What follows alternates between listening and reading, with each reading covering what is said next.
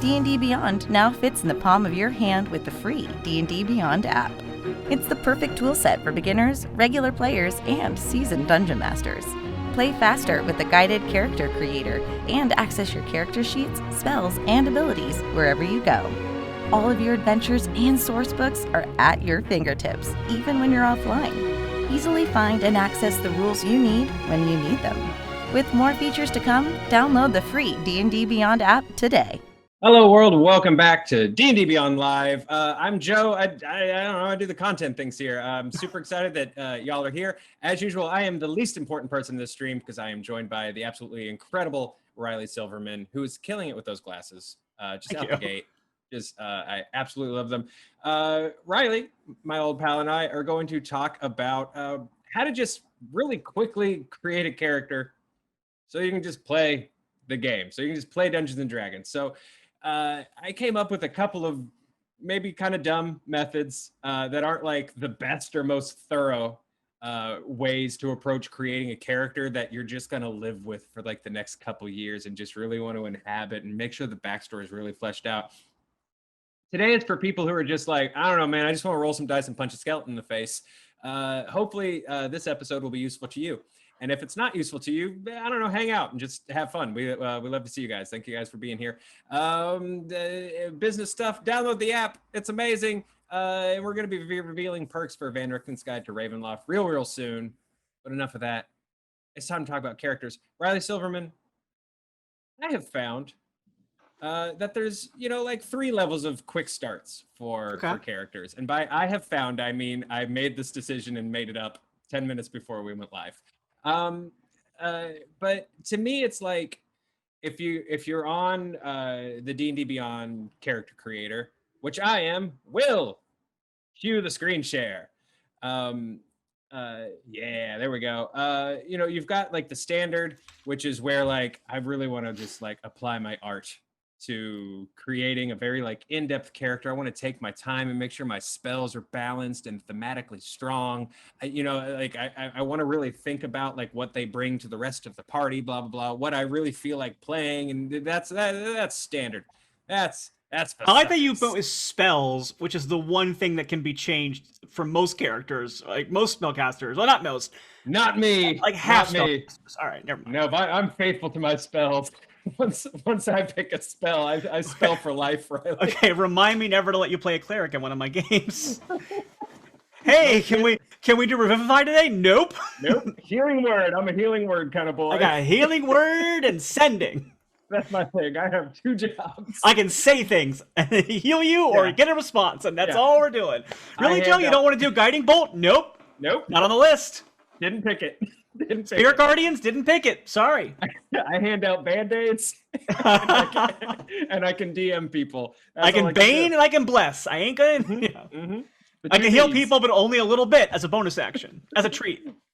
I can the 2 Bs, Bane and Bless. I can Bed Bath, but I cannot Beyond. Joe, you've leveled up. You have more spell slots now. Nope, not going to use them. Level 1's all the way. Not a part of my character theme. So we got 2 tools for this quick start. We've got the quick build, which you can just real quick choose a race, choose a class. You can choose a character name if you want. If it doesn't matter to you, you don't have to. And you click start, right? And then we have the complete randomizer, which is my favorite thing in the world. Oh, it's so it's wild. Just jumping into a game. So we're gonna play with both of these. And Riley, feel free to challenge these ideas and make them better on the fly, because you're much smarter than me, and that's why you're here. That's a lot of pressure. That stage 1 is just like a quick build, right? Like, who cares? I just wanna play. And that's all good. Sometimes you want to go kick a skeleton as hard as you can, and you don't care like how you get there to do it. That stage 2, is a quick build but like, I want to role play like a little bit. So clicking on the quick build, Riley, what race you want to be playing? Let's go with Goblin. Okay, so Riley was like, I'm feeling Goblin. We're just gonna go with the straight Goblin here. And what class? Oh boy, let's go with Let's go with the barbarian. I want a little wild girl Okay. goblin. Let's go with it. Yeah, let's go with the little barbarian goblin. Not even gonna. Let's find out what the creator names it. Yeah. Let's view this character sheet. They're called Sanchu. Sanchu! The goblin Feel the barbarian. blade of Sanchu. Feel the blade of I'm already done. Sanchu. I've already made a character. Yeah. I absolutely love it. And here's the thing: if you need more to the theme song for Sanchu than just "Feel the Blade of Sanchu," you don't. But you know, in case you want like a little more, now we can go in here and okay, description. Okay, they're a folk hero. They are Seems ranked about from right. common folk. Yeah. This feels weird. Yeah. What is Sanchu not going to be a folk hero? Come on. Yeah, no. So now you have the second verse of the theme song. If you ever just want to be like, feel the blade of Sanchu, the goblin of the people. Sanchu's here for you. Riley and I both did 6 shots before we went live. God, I wish. Will told us not to. But He's like, you're professionals. We're like, professional this. Yeah, professional Sanchu. Sanchu Brasky. All right. Sanchu drinks sochu. So that's sort of like the stage 2 of like, I want like a little bit to go off of, so you can just check your background, right? Yeah. If you want even just like a little more for your character, and you want to hit, whether you want a quick build or whether you want to randomize, I put together like 3 dumb little questions that you can ask yourself, and by me I mean me and a small conglomerate of folks who helped me build this. I'm standing on the shoulder of giants, Riley. Here we go. First, you're gonna pick a category of character, okay? And again, this isn't thorough. This isn't meant for like a non-throwaway character that you want to have like a diary dedicated to, and all that. This is for like quick and done. I'm doing Adventure League stuff at Gen Con. We're playing with some friends who have never played before, and they're overwhelmed by all of this, you know. So we just want to give them some quick jumps in. So first we're gonna answer a category question about our character, and those categories are they a lifer, like just a lifetime adventurer, like a Wolverine, or say a Captain America? They're in this for the long haul. Like a James Bond, even could count as that. Yes. I think Bond is a great example. And that's 3 very different types of characters, I think, too. Like Wolverine, you've got like kind of like the rougher, edgier one. Captain America, you've kind of got that like kind of like golden boy type vibe. And James Bond, well, like there's like a million different ways you can be James Bond. They've done it in every film. So like there's a lot of cool different ways. Like one's very roguish, one's very much like a fighter, one's very much like a barbarian. So I think it's a good assortment. Even like Princess Leia, if you think about it, is like a lifer. Yeah, no, absolutely. No, that's a really good point. Leia's a fantastic example. Second category, are you having a life crisis? So that's maybe like a Bilbo Baggins, or if you're a Dragonlance head, like a Tika Whalen. So are you having like a quarter life crisis, a midlife crisis? Were you doing one thing with your life and then you either said screw it or something happened, right? Yeah. So category 2 is you had a crisis. Yeah. Category 3 is that's your Luke Skywalker. Your life crisis is like, I want to get off this planet. I want to do things, and you're getting pulled away. Yeah. Yeah. My aunt and Uncle Baru got cooked, and I have to leave. No. All I wanted was power converters.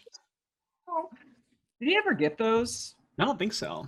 I mean, I consider myself if they ever.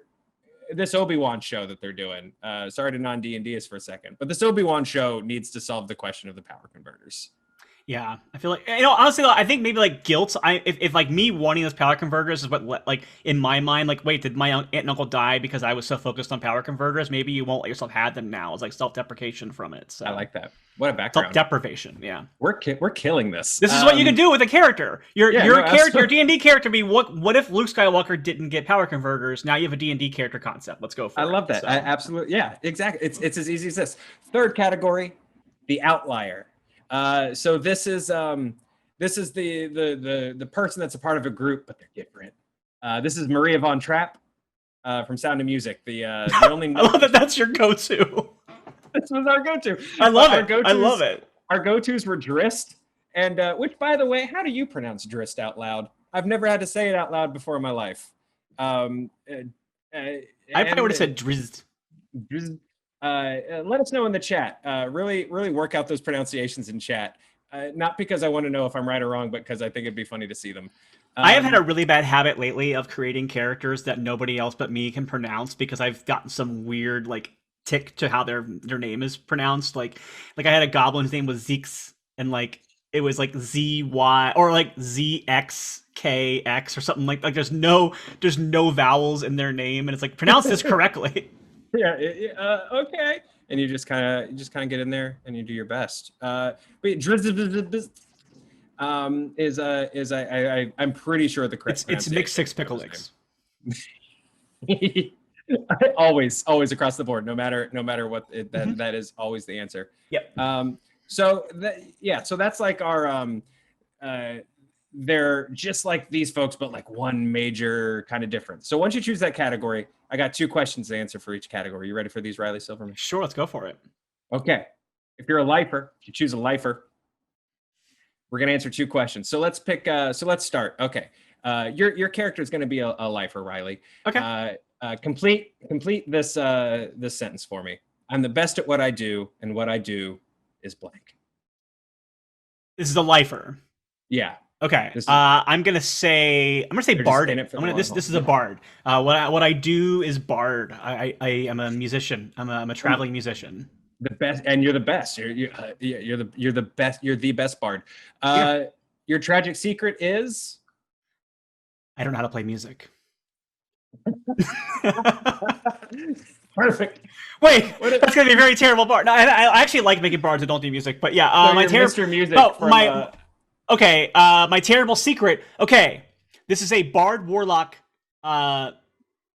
multi-class, and your secret is you sold your soul to be able to play. So you got a little Devil Down to Georgia kind of stuff happening. I like that. So your character is, let's say you've got like 2 levels of warlock and like 3 levels of bard, and so that's like your pact is that you have actually sold your soul to like the Fae. Let's say the Fae. It's like a musician. It's a Fae of the Archfey of some sort of like musical thing, and now you are now a great musician because you sold your soul, and that's why you have bardic powers and you're a warlock. So perfect character concept done. We can start playing. I love that.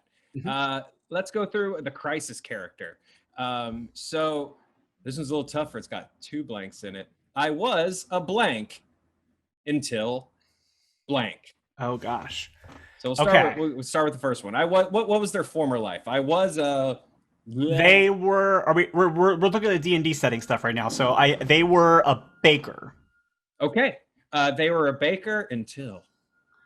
Wait, I got a better one. So you know how like there's that like the shoemaker, and there's like the legend of the shoemaker is like the candlestick maker. Yes, no, there's like the elves come in and make the shoes for the cobbler, like while they're sleeping. Yeah. So I was a cobbler until people found out that elves had a better deal. Like the elves cut me out as a middleman, so I lost my cobbler business. Because people are like, why don't I just buy? Wait, why would I buy from you if the elves are making the shoes? Why don't I just buy from the elves? I love it. I was a cobbler until I was screwed by the elf mob. Those sirens are the police coming because I've been gouging people for prices. So now the elven mafia doesn't have my back anymore. Yeah. Second question. For this cobbler, when this is all over, I'll blank. Take out every one of those elves. Yes. So when this is all over, I'm going back to get revenge on those elves. I love that. So your character in this case is an artificer because they already know how to work with their hands and create things. And so what they're doing is they're trying to become this extremely skilled artificer so that they can go back and like completely wipe out the competition. Love it. Absolutely. A shoe-based artificer, I think, is what D&D really needs more of. Yeah. Okay. And then finally, shoes. The outlier. And if you really want to use just this phenomenal system that that we've created, well, I'll put it in the description. I like it. It's fun. It's a good thought exercise, if nothing else. Yeah, I dig it. It's not unlike. I mean, honestly, it's not that different than going into the backgrounds and randomly rolling to what your ideals and your connections are. And I feel like a lot of times, if I'm like still stuck on a character or still trying to figure them out, I feel like just going, okay, well, what are their ideals? And I roll, and I'm like, okay, now this is like I can't resist a pretty face, which is like the common one for a bard, but like So that's why I pulled it from the top of my head. But if you have something like, there's like one that's for spy. I think it's like, I don't like to share information. Well, it's like, okay, what happened in their past? Like, it's like you can be, I have this feature now. Why is this feature here? So this is like, just like, in my opinion, like a distilling of that. Yeah, and I really like stuff like this for people who are new to the table, right? Yeah. Again, that's my favorite part about D&D is like welcoming folks into the fold. I think this game is for absolutely everyone, whether you are a fantasy nerd who wants to live out those experiences or whatever, or if you're just like a group of parents that meet once a week and you usually just paint and drink wine and you want something new to do. Like, I think this game is for them as well. And I think something like this, if they want to add like a little role play flavor, this distillation of all of this, like of all of these overwhelming choices to make, I think is helpful. I like the way you've like listed different types of examples of characters that fit into this category, because I will say that I do a similar thing. I feel like when I DM, if I'm playing with first-time players, I almost never have them build their own character sheets first, unless they like really, really want to do it and they're like excited to do it.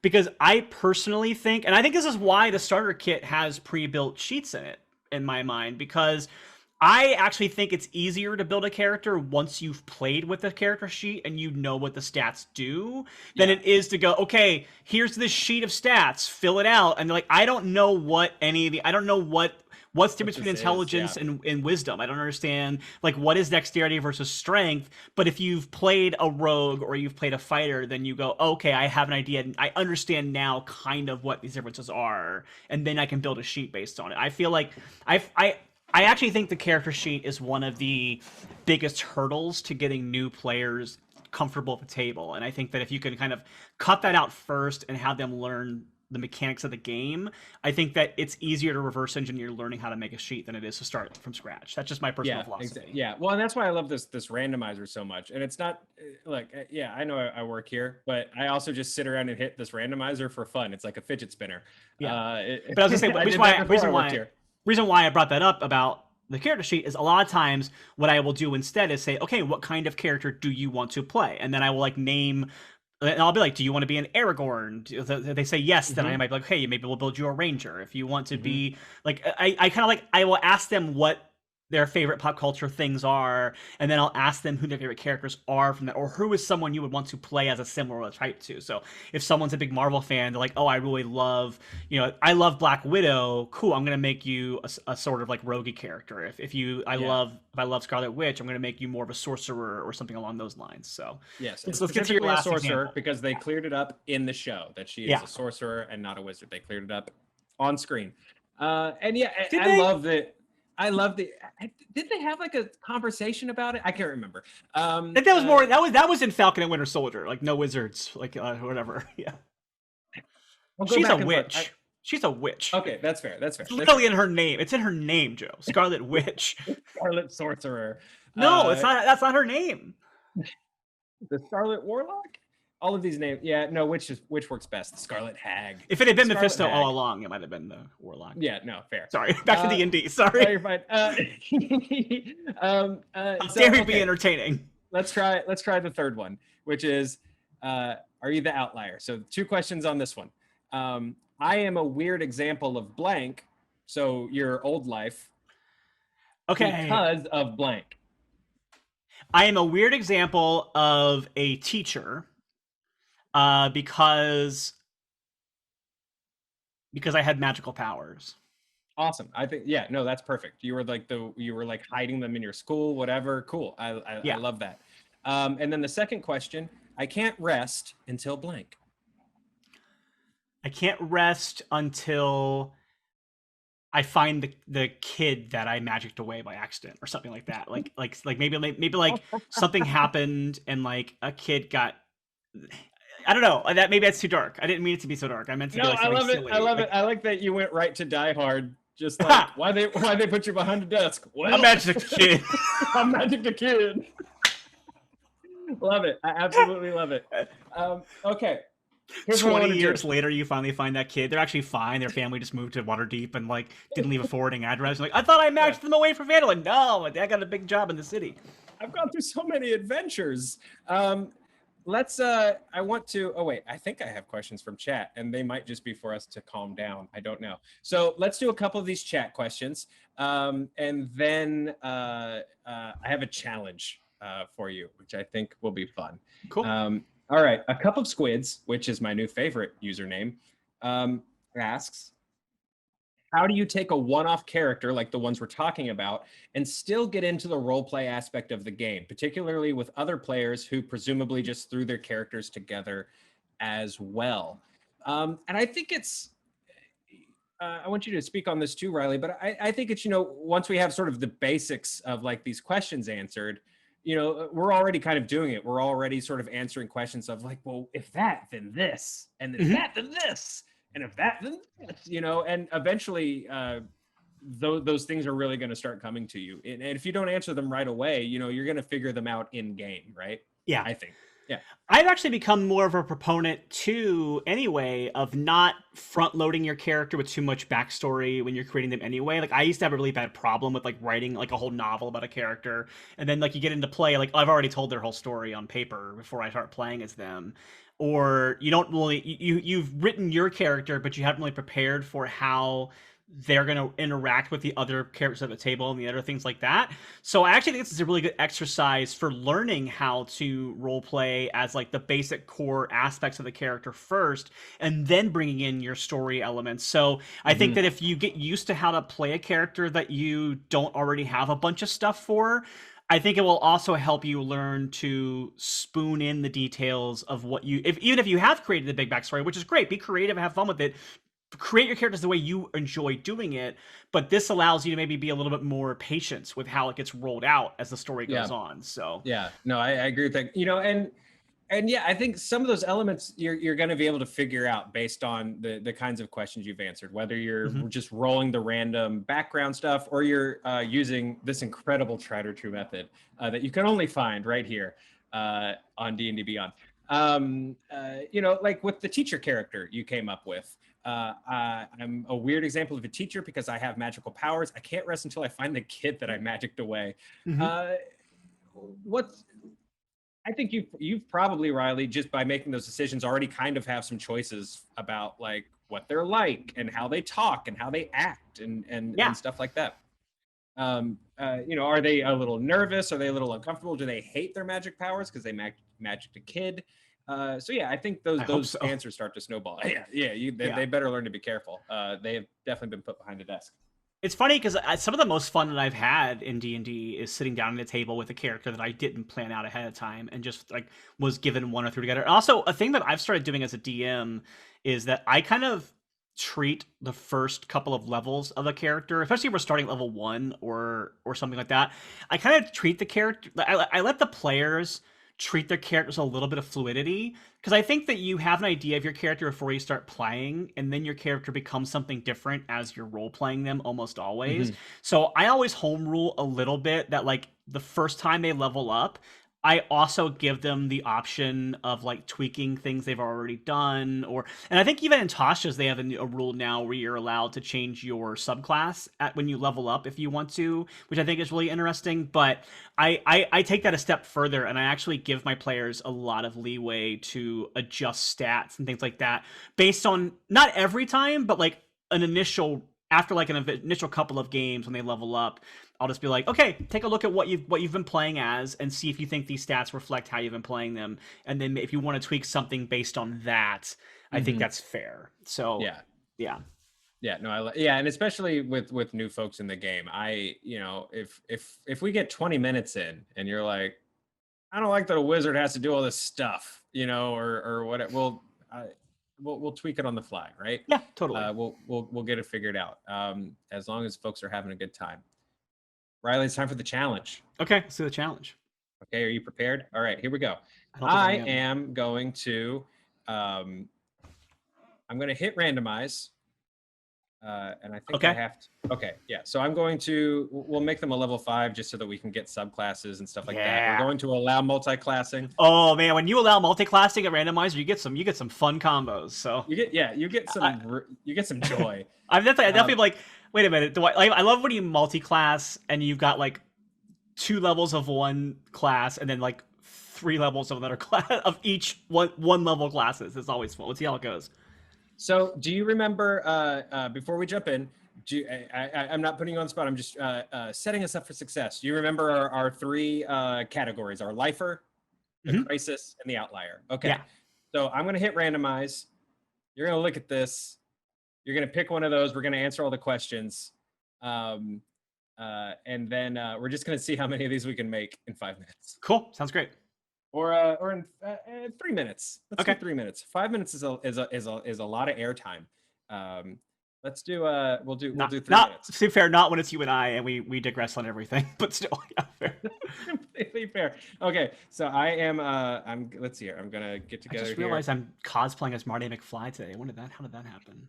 I did not do this on purpose. I just noticed the red shirt and the weird white plaid. You were pulling Marty McFly off though. I really like it. Let's see here. Okay, I got my stopwatch going. Actually, hey, let me do my timer instead of my stopwatch. Really came prepared today. Okay, here we go. I'm going to hit the timer as I hit randomize, and I'm going to close Slack so that I can't see 36 messages coming to me about stuff that isn't this. And all right, hitting timer and create character. Here we go. We're going to be doomed based on my internet speed. Okay, welcome to Thornley. He's a Gazeri fighter, level 4 / rogue. What category do you want to give this weirdo? Okay, I think this has got to be an outlier, right? No, I don't know enough about the Gazeri, to be honest with you. I'm gonna say lifer. Okay, they're a lifer. They're the best at what they do, and what they do is they are a sailor. Okay, and their tragic secret is? Their tragic secret is that they are allergic to salt. Amazing. So if they, it's so good that they never fell into the ocean. I know, really terrible. That was the worst. I'm sorry. Does that count as one? Does that count? One. Yes, it absolutely counted. Okay. All right. There's no wrong answers here. There's no mistakes. There's no bad creations. Welcome to Helxus, a Kenku barbarian / ranger. Go. Okay, they are Life Crisis, and they were a blank until they were a they were a bartender until somebody poisoned the beer in the town, and then they're gonna find out who did it. So when this is all over, they'll open up a new bar where people will be safe and have a safe space to drink. We got 90 seconds left. That's 2 characters. Okay, here we go. Randomize. Oh no. Level 5, allowing multi-class. Go. Go. View character sheet. Marmon Shadowquick. The Ghostwise halfling paladin / monk. Okay, this is an outlier. They are a weird example of a paladin because instead of following a deity, they're part of a monk. So instead, they follow just the general concept of nature and power. I like it. And they can't rest until balance has been restored. Ooh, the general balance is restored. We've got under a minute. Let's do one more. Here we go. Randomize. Level 5. Let's do it. Allow multi-class. Go. This one's on me if we don't make it. Your character sheet. Jafia, the Warforged Artificer. Oh my gosh. Oh, Jafina is a lifer because they're the best at what they do, which is create things, and their tragic secret is their Warforged. They're trying to hide it because people wouldn't believe that a machine could make other machines, but they're actually the best at doing it. Absolutely love it. We've got 20 seconds left. Here we go. Allow multi-class. We'll do the levels later. Here we go.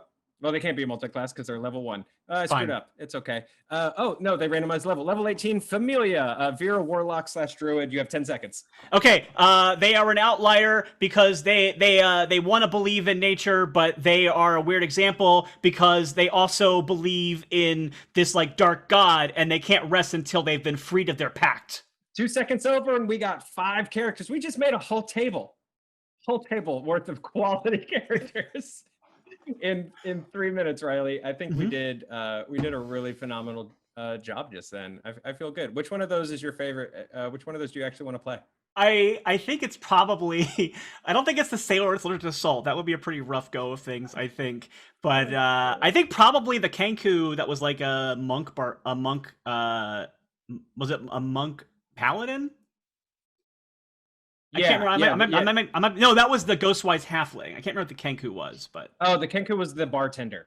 that's right. That's who I'm playing. I'm playing the bartender who like that has a very John Wick vibe to it of like somebody did wrong to the people that I care about or my dog, and then they're like gonna just mess things up, and then one day they're gonna come back and just 10 bar. That's all they want to do is get back behind that bar. They just want to get back to that bar. I also just like the idea of a Kenku bartender in general, just that somebody that just parrots stuff that other people have said to talk to their patrons. That's actually that wasn't on purpose, but that's actually like a really good reputation of a bartender because bartenders like rarely get to talk themselves and they only listen to other people. So that Kenku could probably have a lot of things to say because they've heard so many people say different things to them. Yeah, I dig that. That's super fun. Let's do this one more. I want to try. Okay. I want to try to do this. Give me 3 minutes on the clock. Oh, I wish that I could control the thing so you don't have to like do both the work yourself. It's okay. You know what? I put this on myself. We'll allow it. Okay. I want to see how this goes. I'm excited. You got 3 minutes on the clock. Okay. I am going to. Yeah. Sorry. I thought you were telling. I don't know who I thought you were telling that to. Let me start a timer. Sorry, my bad. I don't know why I thought that was somebody. I thought you were telling yourself like you started a timer. All right, ready and go. Okay, create character. Boom, view character sheet. Okay, this is Bellhorn, the half-elf rogue / barbarian / ranger, very industrious. They are a lifer. They're the best at what they do, and what they do is guide people. And their tragic secret is they lost a loved one on this trail at some point, or they lost a customer on this trail at some point, and they're hoping that that no one ever finds out. And they're still trying to find that person. Okay. That's one character. That matches to kid. Yeah, that's the kid. All of these are going to be some form of I'm actually a kid or another. Okay, here we go. I'm going to quit choosing level because they can be whatever. Here we go. Welcome to Sonogark, a Githyanki druid. I don't know a ton about the Githyanki myself, but this druid I feel like had a crisis. This Githyanki was a stay-at-home dad, Githyanki, until his family left him, and he got his ear pierced and started going to nature communes and became a druid. Okay, character 2. And they when this is all over, they'll show her. How bad of a stay-at-home dad you have to be for your family to leave you when you're the one that's at home all the time? Like I know, but he's terrible at it. Okay, here we go. It's literally Robin Williams and Mrs. Doubtfire. Like... Yes. Oh wait, no. Oh shoot, I screwed up. Here we go. Randomize. Go back. Multi-class. Here we go. Welcome to Riley. Let me introduce you to Dondry, the Revenant. Oh, I have some homebrew activated. The Revenant Blood Hunter, which is a little. Two hats, but the Revenant Blood Hunter / Artificer. 1 minute warning. Oh shoot, darn it. They're an outlier. They're a weird example of Revenants and Blood Hunters because they don't really have any beef with anyone. And they can't rest until they figure out what their beef is actually supposed to be and why they're here. Okay, I can do one more. I can do 40 seconds. Yeah, you got one. You got 40 seconds. You can do this. I did this. One in 2 seconds. You can do one in 40 seconds. I don't know. I'm not as good at you at things. This is Carlin Hinali. Hey, Carlin. Hi, Carlin. They're a Shadarkai artificer. They are they're a lifer. They're definitely a lifer. They're the best at what they do, and what they do is make creepy dolls that come to life. And their tragic secret is that they need blood from people that they have formed an emotional connection with in order to activate those creepy dolls. A doll to kid. And we're out of time. That's okay, time. We're out of time. I did 3. Did I do 3? I think you did 4. 4 quality characters. Because you did... you had the Githyanki, you had the Shadow Elf, you had the Ranger that lost somebody on the, and I think there was one more, and I can't remember the other one. Yeah, I feel like really the point we're making here is that all D&D characters are Carl Winslow. if you didn't take anything else away from Honestly, the Blood story. Hunter one is really interesting because I like the idea of a character who has these skills but doesn't themselves want to use them, but constantly is being pulled in a situation where they have to use them. Where it's like, I just want, like, the idea of a Blood Hunter who just wants to raise crops is kind of like really, I mean, that's a pretty standard like action movie or hero story trope of like, Yes. I just want to raise crops on a farm, but I keep being pulled into these epic wars and stuff like that. So I've also made a very edgelordy character who's not just a blood hunter. They're also a revenant blood hunter. So just yeah, I heard you like blood hunters, so I put a blood hunter your Blood Hunter, so you can blood hunt when you're Blood into your Hunter. blood hunter. Let's see here. I got another question from chat, also from a cup of squids, the only person watching. It's the best Um, name. I love a cup of squids. A secret to a cup of squids. Even if someone else asks these questions, I would just say a cup of squids because it's a fun name to say. A lot of one-off characters tend to be meme characters. Any tips for how you take a character that's obviously kind of a meta, possibly a joke reference, like everything I've done today, and still make them feel like they actually belong in the setting? I did this recently. So the DM for the game that I normally play in asked me a few months ago, last minute, if I wanted a guest star in one of his other games, and he texted me. I had like maybe a half hour to get a character ready to go, and I had just watched all of Queen's Gambit. So I made this character that was just a drunken master monk who was named Emma Queenjoy. So she was just based, and she was just literally just based on Beth Harmon, and I kind of like threw some other Anna Joy Taylor character things into as the Emma, the Queenjoy. So, and it was really fun, and I felt like, cool. So here's this character. I was like, okay, well, Dragon Chess exists in D&D, so I made this character a Dragon Chess Grandmaster, and then I gave her like the magic item of the pipe of memories, where you can like make things form out of smoke in your pipe. And so I made that the chessboard that like she would smoke the pipe in the chessboard form, and you actually can I used it in game because I like there's a scene where the party was fighting a death tyrant, and I used the help action, and the way that I did the help action was she made her smoke into these chess pieces to distract the enemies, so somebody else got advantage. So like you can actually, and like the fact that she was a drunken master, those are things you can do with stuff. And then what ended up happening was the game invited me to join the table as a regular player, and rather than make a brand new character, I just kind of adjusted Emma Queenjoy. I'm like, okay, now that I have this kind of fun character, what can I do with her to make her feel more like a fleshed out character and not a gag that was for a one-off, right? Yeah. And I changed her subclass. I made her into a 4 elements monk, and I just kind of like wrote her a backstory. I'm like, okay, well, what is her backstory? Because I'd already said she was an orphan, and I was just like, and also I'd already said that she was the Grandmaster of Dragon Chess.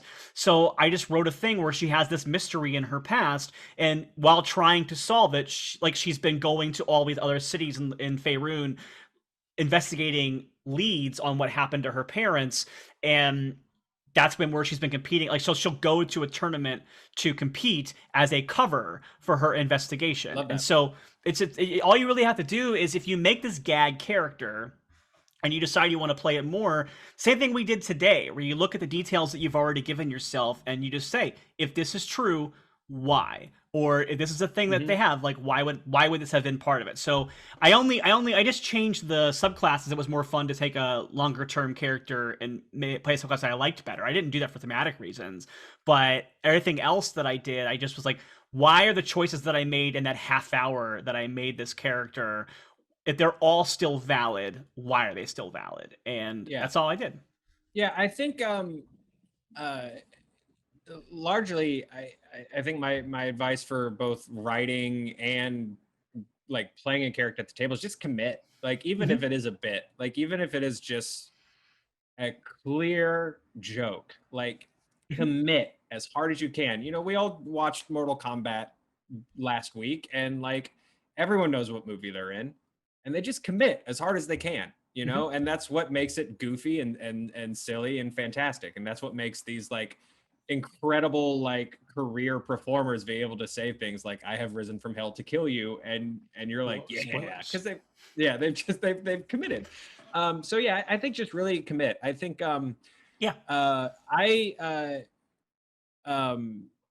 most of my characters are smash two things together. or at least that's where I kind of like to start, right? A game that I just wrapped. I was like, I started with Nightwing. I was like, okay, this is gonna sort of be like a young, like they're sort of like they're a vigilante out for a reason, but I also really like Huntress's portrayal in Birds of Prey, where it's like, what would this person actually be like socially if all they learned to do all their life was fight and learn how to get revenge? They'd be really weird and stunted and kind of a goob. And so I sort of like smashed those. So basically I made Huntress. And Nightwing went away, right? Yeah.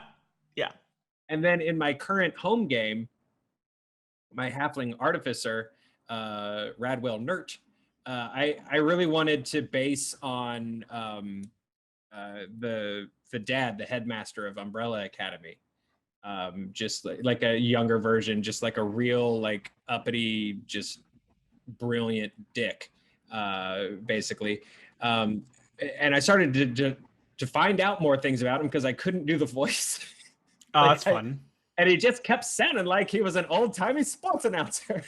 And like that's like all I could do. And to the point where like my friends were making fun of me at the table because like it would just fall into that. I would like get off to a good start. So eventually I was like, okay, I gotta. This guy's just John Mulaney. Got it. Yeah, exactly. He's literally John Mulaney. So I've got to start leaning into the John Mulaney of him.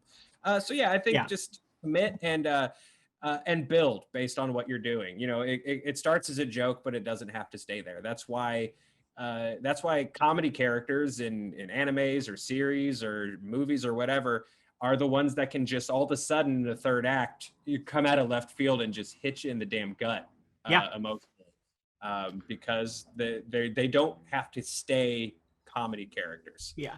And like we both just named characters that were based on a pop culture thing, but I think that both those characters probably at the table are their own fully fleshed out 3D characters. They're not just us doing impressions of those TV characters. Like I don't think that Emma Queenjoy, now Myra Queenjoy, is just me playing Beth Harmon. Like I made a character that like became her own character.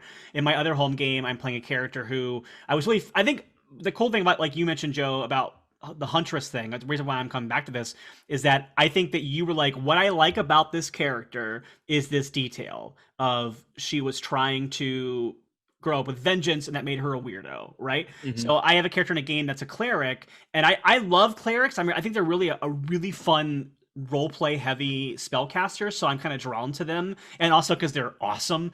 But I had it was not long after Game of Thrones was wrapping, and I had read the books, and I was really fascinated in the books by the Iron Islanders and the drowned god religion. And I was like, oh, I love the idea of a religion where there's like a anger to it, or like a fear, or like a grittiness. And so it was just kind of like, well, what if? And then I read about Umberlee, and I was like, what draws someone to follow an evil god if they themselves are not necessarily evil characters? And it was this idea of like, okay, what if you follow an evil god because you want your people to be protected from that god? So it's like we worship the sea, we worship the bitch queen of the sea, Umberlee, because we don't want her to make the oceans worse and less survivable by my people. So at least one of us has to be her priestess every like generation to make sure we have somebody appeasing them.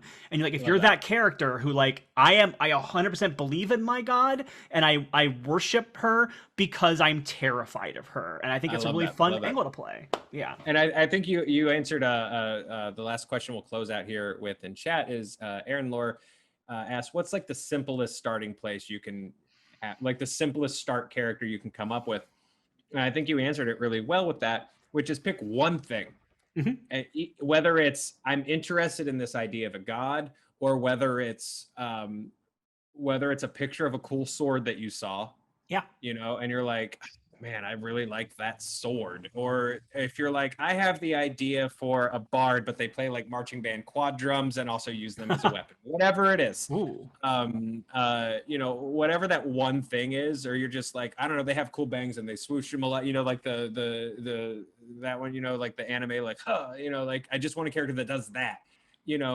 Just pick your one. I like that you said that like that's not what your actual hair is. No, not this. I'm talking like it's all down to here. Oh yeah, it's tucked behind your headphones, but yeah. I just really want to play myself. I just really kind of want to play a Mary Joe. At the table. I got this idea for a character. He's the dev lead at D&D Beyond, and It's me, but the best. he wears hoodies. Everybody thinks He's a bard, really but cool. instead of music, he hosts videos and helps run the website. Yeah, but like everybody, but he doesn't even like know it, right? He doesn't even aware. Okay, we have derailed, but I hope you got something out of this video. I got something out of it. I got to have some fun with Riley. I love you very much. I can't wait till we have second shots so that we can see each other in person. I've had mine. Get on it. I gotta get. I've been too busy playing with the randomizer. Darn it. Hey, guys, I hope you're staying safe. I hope you're taking care of each other.